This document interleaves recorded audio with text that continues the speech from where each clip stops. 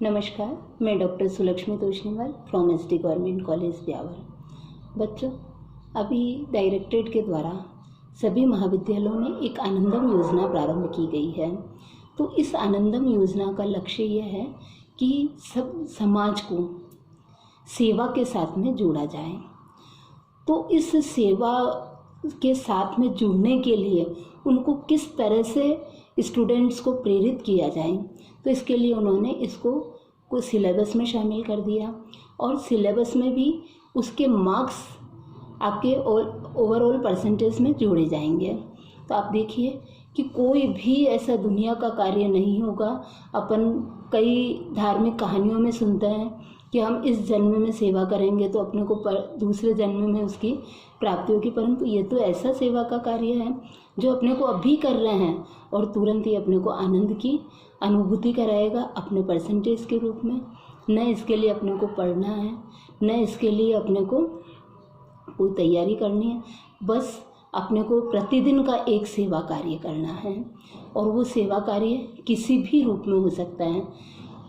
तो बच्चों, ये आपके लिए एक बहुत ही महत्वाकांक्षी योजना है कि इस महत्वाकांक्षी योजना के द्वारा आप अपने भविष्य को बहुत ही उन्नत बना सकते हैं, अपने परसेंटेज को बहुत इम्प्रूव कर सकते हैं।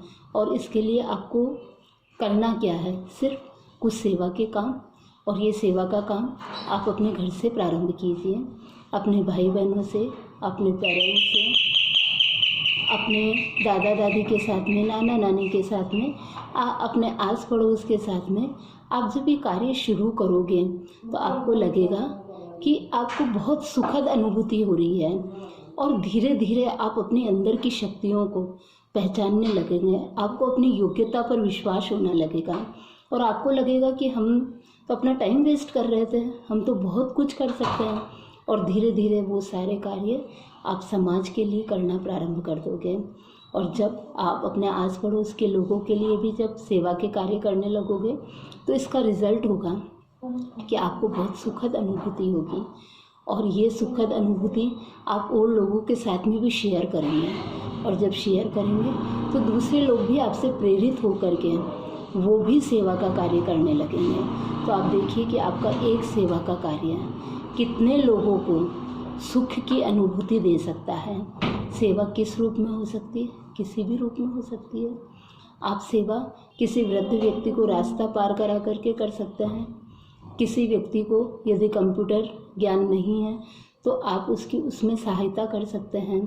ये सहायता करना भी उसके लिए बहुत बड़ी सेवा का कार्य है। आप किसी कोई व्यक्ति अकेला रहता है, आप उसको डॉक्टर की सहायता उपलब्ध करवा सकते हैं, उसको कहीं किसी स्थान पर छोड़ सकते हैं जहाँ पर वो जाना चाहता है। आप गाय यदि भूखी है तो उनको चारा डलवा सकते हैं। आप कबूतर को दाना दे सकते हैं। इसी तरह से कोई गाय यदि प्लास्टिक की थैलियाँ खा रही है तो आप उनको वहाँ से दूर हटा सकते हैं। ये भी सेवा है। अब देखिए कि इस सेवा करने में ज़रूरी नहीं है कि आप पैसे के द्वारा ही सेवा करें। आप बिना पैसे के भी सेवा कर सकते हैं, अपने ज्ञान के द्वारा, अपने कार्यों के द्वारा, अपने व्यवहार के द्वारा और अपने थोड़ी सी एक्टिविटीज़ को समाज को देने से आप बहुत बड़े ऐसा धन प्राप्त कर लेंगे जो धन केवल आपको नंबर ही नहीं दिलाएगा एग्ज़ाम में, बल्कि आपको आनंद की अनुभूति कराएगा। और आपको लगेगा कि आप इतने दिन पहले क्यों नहीं कर रहे थे ये सेवा, ये तो आप पहले भी कर सकते थे। तो बच्चों, आप सीखिए, आप बहुत कुछ कार्य कर सकते हैं। इसके कोई सीमा नहीं है, अनंत है सेवा कि आप जिस क्षेत्र में चाहें उस क्षेत्र में सेवा कर सकते। तो बच्चों, आज से प्रण लीजिए और अपनी डायरी मेंटेन करनी है कि हम रोज़ क्या सेवा कर सकते हैं, क्या ऐसा कार्य कर सकते हैं। फिर आपको एक प्रोजेक्ट दिया जाएगा, उस प्रोजेक्ट को तैयार करिए और उस आधार पर आपको इसमें नंबर मिलेंगे। Thank you.